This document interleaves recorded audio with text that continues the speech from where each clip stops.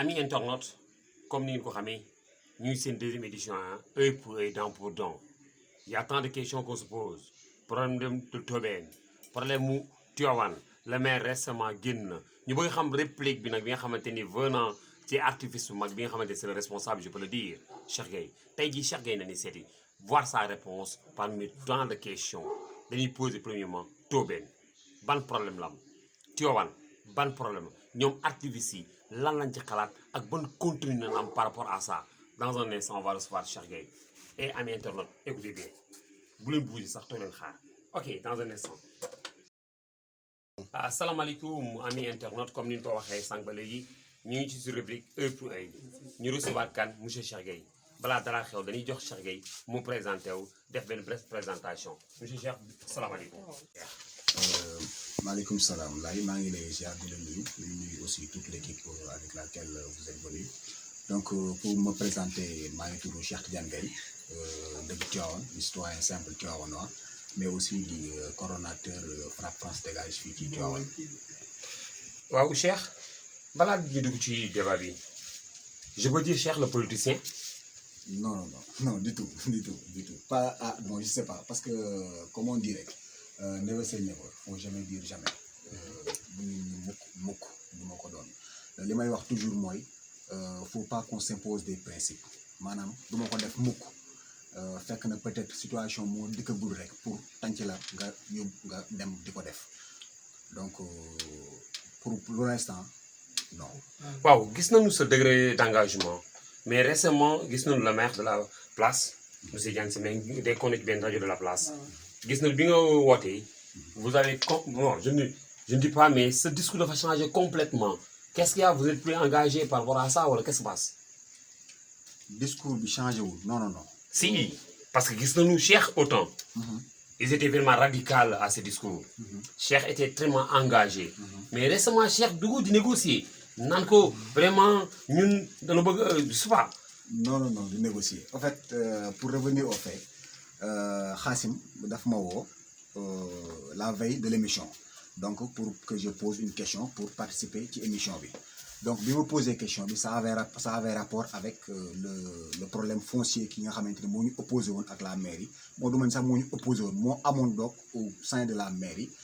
Ci forage bi ex forage bi ci travaux yi nga xamante ni moom moo am au niveau de l'abattoir. Donc bi ma ko posé à sa venue le maire en tentant de répondre à cette question dafa ni daf ci dugalaale ma dégg ko parce que maa ngi doon déglu ma dégg ko mu ni par rapport à cette question il y a un document boo xamante ni ku ko yéene jàmm apporteel na ko bi ci guddi. Loolu li ma ci jàngee mooy donc ñun ñi nga xamante ni ñoo koy poser ces questions wala boog ñun ñi nga xamante ni ñoo koy andi yooyu peut-être difficulté pour moom dafa mel ni ñun yéene wuñ ko jàmm. Donc je pouvais pas rester sans réagir. Donc j'ai insisté ba jot leen bi ma ko jotee li ma ko wax nii la tëddee. Je crois que bon bu fekkee ñi ko dégg aussi neen lañ ko déggee man ni ma ko waxee mooy c'était pour leeral au maire que ni ñun nekkuñu fi di bañ kenn ñun nekkuñu fi di yéene lu ñaaw kenn. Et je lui dis en ces mots je cite maire boo jàppee ni dañu la yéene lu bon da ngay nax sa bopp yéene la lu bon mooy yéene lu bon Tivaouane yéene lu rafet mooy yéene lu rafet Tivaouane. Apparemment il n'avait pas compris ma question. Non ñun peut-être dafa am benn nuance bu ndaw a ndaw ndax on sait pertinemment que vous les activistes vous êtes tous des anciens politiciens kon te quelque suñu gisee Cheikh wax ci rajo benn rajo de la place mu changé discours complètement son degré d'engagement on se dit que peut-être Cheikh a changé de mentalité ou bien Cheikh a changé de philosophie par rapport à la politique de la cité. Non en tout cas dama changé mais en tout cas changé gu ma Cheikh bi ngeen xamoon moo nekk nii ba léegi bon je vais pas dire que ni je suis radical sur cette question non man je suis pas pour que ñuy jàpp nit di xarab wala jàpp nit di wax yoo xamante ni ça n'a pas rapport avec yi nga xamante ni moom moo ñu jot mooy am suñu diggante. Avec le maire dañu war a am ay rapports cordiaux yoo xamante ni moo ñuy permettre à chaque fois que par exemple ñun à notre niveau bu ñu amee des questions yoo xamante ni war nañ ko laaj ñu dem ba ci moom laaj ko. Maintenant si à notre niveau dañu jël comment je peux dire ça dañu jël ay étiquette taf ñu ko ñun tamit ñu jël étiquette suñu bopp ni radical ba mu yóbbee ñu à ce que bu amee problème wala bu waree am waxtaan bu ñu dem au niveau des autres de l'autre partie toogee waxtaane ko là c'est non si on va dina leen def ay étiquette xam nga lu tax parce que on va toujours faire des directs toujours ñu ngi leen di gis on vous parlez sans d'action ou bien ah non action moom ci lañu dëkk en fait ñun balaa ñuy wax sax c'est parce que peut-être def nañu action ba pare vous me dites par exemple sur quelle question la ñu wax sans action bu fekkee bu boobaa man la def nañ ci lii comme action. d'accord dañuy ñëw étape par étape ah. il y a deux points boo xamante ne dañ ci discuter problème mu abattoir ak problème mu Tobène mais dañuy ñëw ci problème abattoir bi mais yéen xam ngeen peut-être yéen a ngi réclamer victoire partout parce que vous avez dit la population a gagné mais yéen xam ngeen lenteur administrative bi am ci au niveau de l'État yéen c'était la personne de Aziz Ndiaye qui vous dérangeait wala yéen mérite ñun waa Tivaouane mérite ñu abattoir bu ñu tabax ci 3 mois wala qu'est-ce qui se passe. Que ce soit clair Aziz Ndiaye amuñu lenn loo xamante ni mën nañ ko jàppal pour nit ñi jàpp ni dañu ko compte wala. kon la moo tax ngeen bay ñun ñu am abattoir dans 3 mois. waxuñu on préfère ne pas citer le nom de Aziz Ndiaye dans cette question là parce que xam nga lan ñun affaire ay nit yëkkatiwuñu li tax bëgguñu ñuy waxu Aziz man je crois que c'est la première fois sax muy tudd turu Aziz Ndiaye ci question bu ni mel.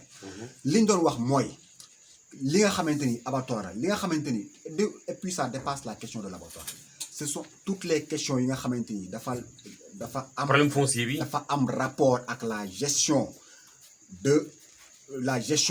de la mairie la gestion des affaires publiques na ko ñi nga xamante ni ñoom lañ ko dénk c'est-à-dire les élus locaux nañu toog di ko waxtaane ak ñun sur cette question on avait vu que ni gis nga loo gis dafa am yoon pour que ñu yëkkati abattoir boobu noonu yóbbu ko feneen dafa laaj délibération pour que ñu yëkkati suuf sa nga xamante ni fa la abattoir bi nekkoon ak forage bi nekkoon jox ko nit dafa laaj délibération maintenant la am mairie la fa xew mooy nit ñi dañu dajaloo woon en conseil municipal di waxtaane benn question boo xamante ni ça non délibération ou bien procédure délibération ci procédure la bokk ci procédure bi la bokk allez-y à la mairie dañu dajaloo boo revenons ci problème abattoir bi mais yéen da ngeen ñëw ñaane abattoir 3 mois wala c'est la personne de Aziz Ndiaye qui dérange dama doon wax sànq ma ni dañu sax bëgg di citer tur Aziz Ndiaye pour expliquer les faits moom laa wax ne le processus la processus bi délibération daf ci bokk délibération daf ci am solo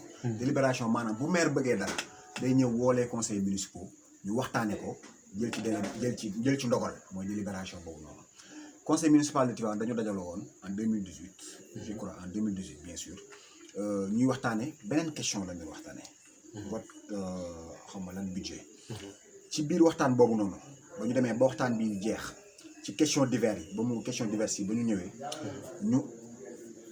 ñu dugal ci waxu abattoir ni abattoir fi ñu nekk dafa déranger abattoir yi moom fi mu nekk ñëpp xam nañ fi mu nekkoon baaxul dafay déranger ñëpp la déranger waa Tivaouane ñëpp waxuma la ñi fa dëkkoon nag ba ñu waxee loolu ñu ni léegi may nañu maire mu dem wuti ku ko tabaxal abattoir bi gis nga may nañ la nga dem wuti ak may nañ la nga jox ko ak may nañ la nga séddoo c'est pas la même chose maire li mu def mooy ba mu demee ba am ku ko tabaxal abattoir dafa ñëw jox ko place bi nga xamante ni fa la forage bi nekkoon comme si dañ ko fayee ñu partenariat public privé partenariat je sais pas qu'importe l'essentiel est que y a une part du processus boo xamante ni ils l'ont pas respecté ñun nous avons tenu à ce que Tivaouane soit au courant de cela ba ñu demee aussi au niveau de la mairie pour laaj leen parce que dañu délibération ñu dem ils nous ont pas fourni de délibération ñu ni avant bañ koy jox amoon na cahier de charge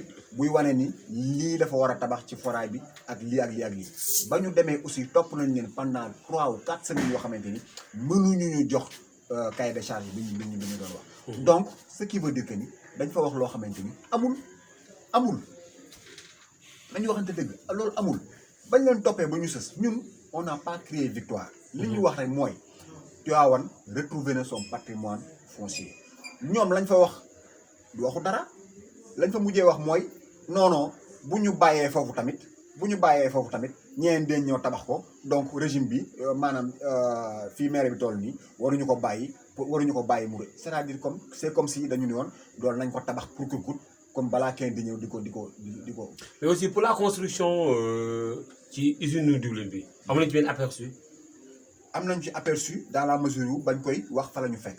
waaw bañ koy wax fa la ñu fekk mais ce jour-là comme on n'avait pas droit à la parole li ñu fa wax lu leer la. waaw dañu ni leen ci ba mu génnee sax ba ñu génn lañ ko wax. te heureusement lañ fa xalaatoon wax aussi am na ay conseils municipaux yu am taxawaay yoo xamante ni ba ñu ñëwee taxaw nañu wax ko liñ ci wax mooy lu toll ni usine dëwlin. xamuñu dëwlin yi bokkul de. lu toll ni usine dëwlin ñu ni. bu ñu demee bay tabax usine dëwlin. y a des études d'impact environnementaux yoo xamante ni war nañ ko njëkkee. ñoom ñu am na ñu ko fi def gis nga ñoo ñuy woowee ñu ko fi def xam nga ñan la. ce sont pas des environnementalistes. xaw ma ñan lañu en tout cas ce sont ñun xam nañu demee li xaw ma ñan la mais en tout cas xam nañu ni muy demee. ni ñuy demee mooy ce sont des gens qui viennent affaire bi arrangé na war arrangé wul ñu jël ay kayit signé ne def nañu étude. alors sans vérification. y' a pas d'étude mosoo dégg ñun la équipe wàcc na fi def étude environnementale par rapport à ce projet. benn affaire mooy fa ñu wax lañ koy def buñ ko neenal soit kàmbala yu ñuy remblayé. wala kàmbala yu ñuy dugal ci biir usine bu ñu jël usine dugal ko ci biir n'importe qu'importe l'essentiel est que suufu Tivaouane la luñ ciy def na leer luñ ciy def na bañ a gaañ population bi comme tey ni ICS bii di gaañee population bi luñ ciy def nañ ko teg ci taabal waxtaanee ko ak population bi ñun laajuñu lu dul transparence dans la gestion des affaires de la cité. Ok, on va en passer là-bas. Nous reviendrons dans des jours à venir ci question fossile mais tey dañuy jëm direct deuxième étape mooy problème de Tobène. ndax xam ngeen ni ICS moo jiitu l'installation du village Tobène. déedéet. loolu xam nga loolu non. loolu amul. ndax nga wax loolu. Tobène ils ont fait 4 siècles foofu ñu nekk. c'est-à-dire. non attends les résidents de Tobène ils viennent pas de Fouta. Tobène Picam Mbengeen village yi ñu lay wax. waaw Kër Magay Maka. village yi ñu lay wax ñoo xamante ni ñoo seq question Tobène bii ñuy wax tey. ñii am nañ fa plus de 4 siècles. ICS dans les années 60 la fi installé wu. dans les années 60. loolu la fi installé wu. te boo fi installé wu boobu léegi gis nga mu njëkk ko fi mu ñàkk ko fi njëkk ay nit lañu. li leen tool yooyu ñuy wax mën a apporter ICS apporter lu ñu dem. le problème c'est ça. léegi nag bu ñu bëgg a dugg ci problème bi ñu dugg ci problème bi mais ICS moo fa njëkk a Tobène moom déedéet. non d'après les renseignements qu'on a eu nee nañu installation ICS moo jiitu installation village Tobène te aussi problème d'exploitation 6 hectares yi ndax yéen xam ngeen réellement procédure bi am diggante Tobène ak ICS ak collaboration des villages environnants bi mu demee seeti les ICS ndax xam ne accords yi ñu signé foofu ñoom. amul accord bu population bi signé entre les ICS. mooy si mouvement de village boobu. accord yi am. accords yi am. c'est entre l'État du Sénégal ak les ICS. leneen li ay conclusion la yu am après des négociations pour céder des terres maanaam ay villages la yu fa joxe seen ay tool. waaw ba yàgg ñu dépassé tool yooyu ñu joxe fa ñu dëkkoon maanaam bàyyi seen village demul lu wuteel fa ñu dëkk. maanaam yooyu ay wax ci waxtaan lañ ko tënk villageois yi waxtaan ak commission bi nga xamante ni moo yor wàllu dagg suuf si joxe suuf si ak délégation boo xamante ni ci ICS lay bokk ñu waxtaan ba trouver consensus ñee bàyyi seen ay tool ICS exploité ko ñu ni temps lañ leen di fay ñu fay leen temps ñu dem wuti fenn fu ñu def. kon ñii dañoo d'accord ci fay gi wala nu demee noonu. Tobène d'accord nañu joxe tool yi. kon fan la problème d'accord nañu ñu fay leen. le problème mooy. tey Ablaye mi ngi mel ni ngay liggéey pour te jox la rek. avant cela Cheikh vraiment nous allons parler des chiffres exacts. des choses très concrètes. parce que ñu dugg ci domaine très sensible. te ami inter ñëpp a ñuy seetaan. ñun on a eu des investigations à faire. pour voir où se trouve la vérité réelle. parce que usine bu toll nii ICS du ñu exploiter terre 6 hectares. 6 hectares la wala du 6 hectares. 6 hectares la ñu wax ñoom la ñu soxla. 6 hectares d'exploitation doon soxla ñoom. accord bi am seen diggante. ndax am na benn mouvement boo xamante ni moo ci dëkk ba moo regroupé ces villages environnants ñoom si leen accord seen ay accord ak ICS. signé wuñu accord. lu tax nga ne signé ay accord. amul li nga mouvement yooyu ñu fay wax mooy FPD mooy force pour le développement de Mewane. waaw FPD ils sont du côté des villageois. mais est-ce que amoon na divergence si biir Mewane. ñàkkul ay divergence. ñoo xamante ni si jaar nañ suuf si ñooy benn accord loolu foo dem fekk ko fa. mais léegi ba léegi du accord. c'est-à-dire tool yi ñu ko moom bokkul ñu ni am na ñoo xamante ni d'accord nañu pour ñu natt seen ay tool. waaye boo fekkee 6 hectares nga soxla. 6 hectares te 6 hectares yooyu benn nit moomu ko ñaar nit moomu ko ñett nit moomu ko ñeent nit moomu ko bu fekkee yow benn wala ñaari nit nga ci am c'est-à-dire ba léegi des na ñoo xamante ni d'accord ñu donc mun te nee nga mënoo yem ci ñooñu seen ay tool foog nga am 6 hectares mais yow donc lii yoon mooy nga waxtaan ak ñi nga xamante ni ñoo seq 6 hectares yooyu ba d'accord ci barème mooy barème boobu ñuy wax en question ba d'accord ci barème mais lii la ñu d'accord lii la ñuy def pour en venir sur les faits exactement allez-y xam nga lan la allez-y ICS bu bëggee suuf day am suuf si parce que suuf si ñii nee nañu état moo ko moom ñii nee nañu domaine national la man ni leen ICS moom moo ni fu phosphate nekk ci diggante boobu da koy jël léegi ak domaine bi fu mu mënti bokk ICS bu bëggee suuf dañuy constituer benn commission boo xamante ni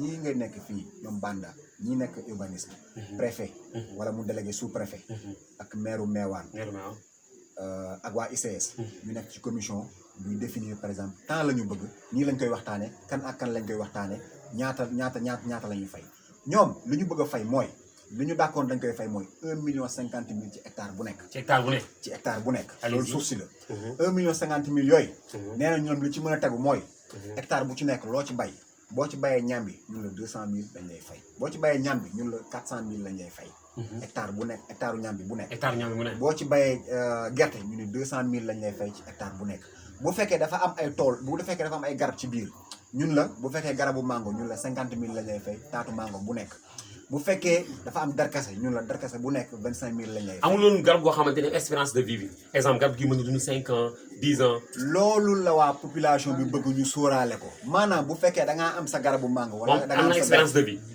am na espérance de vie bien sûr am na espérance de vie parce que yow garabu mango yi dafay da nga koy witt at mi at nga mën ko ci witt ñaari yoon ba jamonoy baax. nga koy wittaat ko mais ak ñëw nga wittaat ko chaque année ngay witt waa léegi bu fekkee dañu ne la yow benn année la ñuy xool ñaata nga ci doon witt ñu fay la mango gi donc 50,000 nga doon am benn witt ñu 50,000 lañ lay fay mais loolu du yoon nañu xool ni par exemple mango gi mën naa am 25 ans mën naa am 30 ans ñu xool 25 ans par fois 25,000 wala 25 ans fois 50,000 bu ko defee ñu mën laa fay am na ci ñoo xamante ni 10 milliards lañ leen jox waa mbaar yi ngay gis nii. ba ñu demee 10 milliards lañ leen jox. non man c'est différent de mbaar c'est différent de mbaar. mbaar kër yi lañ yëkkati.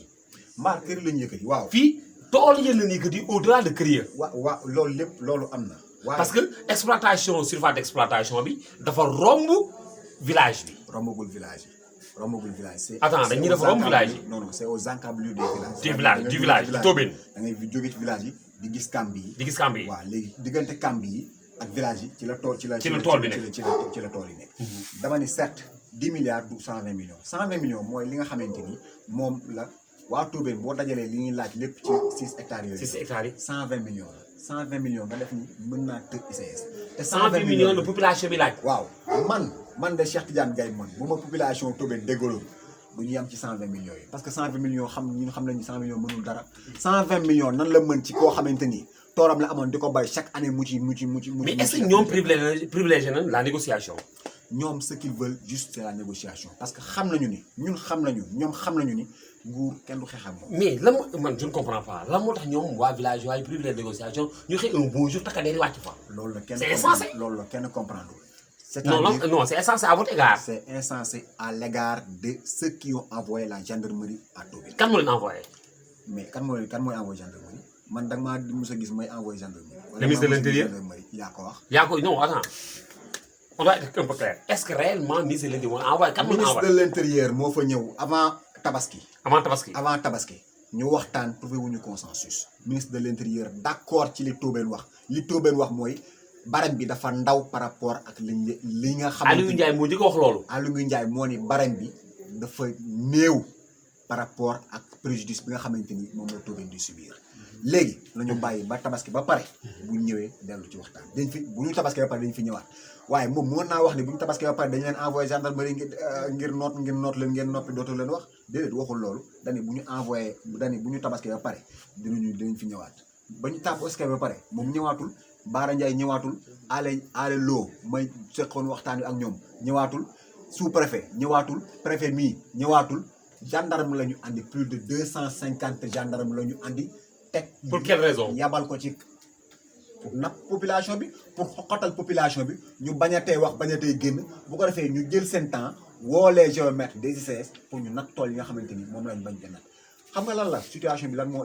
Est-ce que vous avez des preuves tangibles à symboliser? may ma tuuti waa Tobène ba ñu natt tool yi waa Tobène dañoo am lu leen yee waa Tobène dañoo gis yenn village yu ci mel ni Makka Kër Mabey ñu amoon fas and ay tool di bañ ku kon di bañ lañ leen di doon fay ci tool yi ñun ni leen bàyyi leen bu ñu nattee ba pare ñu waxtaan ñooñu nangu pour ñu natt ñu bàyyi leen ICS natt ba pare ba ñu nattee ba pare xamal la lañ def ba ñu nattee ba pare dañoo jël somme ba nga xamante ni moom la ñooñu doon bañ ñu def ko ci ay chèque parce que xam nañu léegi ki moom tool yi xam nañu tool yi ñaata la ñu calculer prix yi dañ doon bañ def ko ci ay chèque dem bàyyi leen ko ca banque ba ne leen hé ku bëgg demal jël ku bëggul nga toog am na ci ñoo xamante ni ñi nga toog seen ay kër jël nañ seen ay tool ba commencé koo gas te ñëpp bañ a dem jël bañ a seen kër tas moo tax jëliwuñu chèque yooyu boobu ba léegi donc am na ñoo xamante ni seen xaalis nga fa ba léegi tëgg xaalis bi ñu leen dogal te mu wóor leen ni mënul leen dara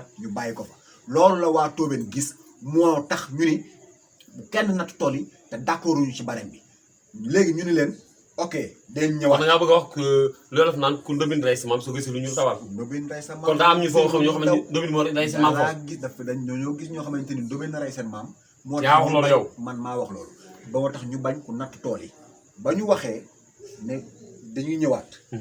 li ñu ñëwee mooy bàyyi gendarme yi dal ci kaw population bi le temps que ñu indi géomètre dem natt tool dem natt tool yi. kon da nga wax au moment que gendarmerie di ñëw dañoo bëggoon a natt tool yi ñu profité defaale loolu. li may wax nii pour leeral ko Aliou Lo ci boppam moom moo ko wax ci interview bu ñu ko interviewé fii moom moo ni waxtaan na ak préfet bii Makan Mbeng mu waxtaan na ak préfet ni ko bu ñu nattee ba pare dañ leen a jàpp pour natt ba pare bu ñu leen nattee ba pare dañ leen bàyyi. actuellement ñu ngi jàppoon ndax libéré na leen ñu jàppoon 23 lañu. libéré nañ ci 7 parce que dañ ci jàppoon ay xale yu ndaw yoo xam ne ay mineurs lañu jàpp ci ñoo xamante ni ay mag lañu. ñëpp xam nañu ak période Covid bi ñu nekk ak feebar bi. c'est parce que am na kenn koo xamante ni aussi jàppoon nañ ko muy Cheikh Top ngeen dégg. bàyyiwoon nañ ko c'est-à-dire nit ki boo ko jàppee ci lu dul dëgg sans motif da nga koy bàyyi sans motif mooy lii nga xamante ni moom moo leen dal. xam nga ba loolu amee aussi ñun tamit ñu xool de telle sorte que suñu doole fi mu yem ñu engagé avocat boo xamante ni moo leen fekk sur Thiès parce que dañ leen a jàpp fii 2 jours 3 jours yoo xamante ni en détention sans pour autant qu'il ñu am ku leen assister comme avocat. Oui, est-ce que vous ne pensez pas qu'il est temps que, comme que ressources naturelles appartiennent à la population, tous nos ressources naturelles, il n'est pas temps que nous, nous sommes à l'Albi, nous devons rendre crédible nos terres, ou tout cas titre foncier. Est-ce qu'il n'est pas temps actuellement? Titre foncier, nous avons dit titre foncier, nous avons dit que nous avons dolé. État bi yaakaar ci ñoom dara ñooñu la ñuy jox titre foncier demal di wut titre foncier c'est tout un processus boo xamante ni mën nga ko topp ba dee. kon villageois yi da nga bëgg a wax amuñu possibilité am ay titre foncier. amuñu possibilité ak ban possibilité la ñu am tool yi ngay kii sax boo maytu dañ koy nangu say loxo donc amul ban possibilité lañ leen un Babacar Ngom état bi mën na état bi may na ko possibilité pour mu am titre foncier en un temps record. waaw ci lu dul dara mu am titre foncier mais yow jógal ni da ngay wut titre foncier seen kër gi nga dëkk sa amul titre foncier da nga fa naan da nga koy wutali titre foncier tu vas voir di nga fa dund di nga fa maxee sa doo am titre foncier. Cheikh mos nga dugg kaso. mos naa dugg kaso waaw. mais lan moo tax vous les artistes yéen ngeen bëgg kaso. bëgguñu kaso gars yi ñoo bëgg duñu toroxal ak duñu dugal kaso waaye bëgguñu kaso kenn bëggul kaso kenn bëggu faa. merci beaucoup amis internautes ñu ngi woon fii seen rubrique Heure pour Œil ñëw seet si Cheikh Gueye dégg nañ version à la prochaine fois dañuy wàccaat sur le terrain demain incha allah nous irons à Tobène gis réaction Guy Marius Sagna dina ñëw suba. laay kan moo ci dugal loolu laay bu loolu wax ma ko ci biir de laay ñam foofu. la ma doon bëgg Guy dina ñëw waaw. ban relation nga ma Guy. Guy dañu bokk xeex. dañu bokk gëm-gëm.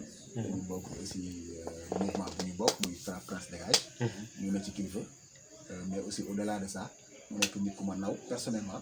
nit mu nekk koo xamante ni aussi bëggam Sénégal moo tax cofeel gi ñu am ci moom ñu am ko ci. peut-être c'est une question que je vais poser une question très sensible nit sooy kaas day fekk yow nga mën dara spécialiste d'un domaine bien déterminé.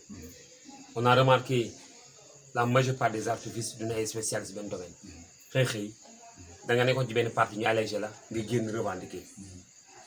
Qu'est-ce que tu penses? loolu de mooy xanaa yow lan nga man d'abord pour te dire pour définir peut-être jàng nañu. Peut-être vous avez compris ma question. jàng nañu. Vous avez compris ma question. moo tax may tontoon nii jàng nañu fi ñu waroon jàng nañu fa donc man je suis avec humilité, je le dis avec humilité, je suis titulaire de l'MBA, c'est-à-dire d'un Master en Business Administration. Donc spécialiste là en marketing et en relation client. Donc c'est ma spécialité. Mais aussi spécialiste là en droit immobilier. Donc foncier bi ñu wax motax ñu ci sawara wax parce que dafa am nek lo xamanteni dañ ko jàng. Donc droit immobilier là def comme formation mais aussi management là def aussi. Donc amna sama MBA. Donc bëgg Tivaouane rek motax ma delu ci waye wallahi am nañu place feneen. Merci beaucoup Cheikh. Yaa ngi ci rubrique œil pour œil, qu'est-ce que tu en penses? Affaire bu am solo bu intéressant li may wax sank rek moy moyens amul solo. Faut pas attendre d'avoir les moyens. Faut avoir les idées et oser le faire. Vous avez osé le faire et vous allez voir que y aura le résultat qui va suivre, Inch'Allah. Merci beaucoup. C'est rubrique œil pour œil. À la prochaine. C'est bien un numéro encore. Merci. Man Cheikh Tidiane Gaye, membre Frappe France Dégage, aar li ñu bokk Tivaouane maa ngi déglu di seetaan di suivre fu ma toll kaddu askan wi suñu kaddu. La voix des jeunes. La voix des jeunes. Merci. Merci à vous.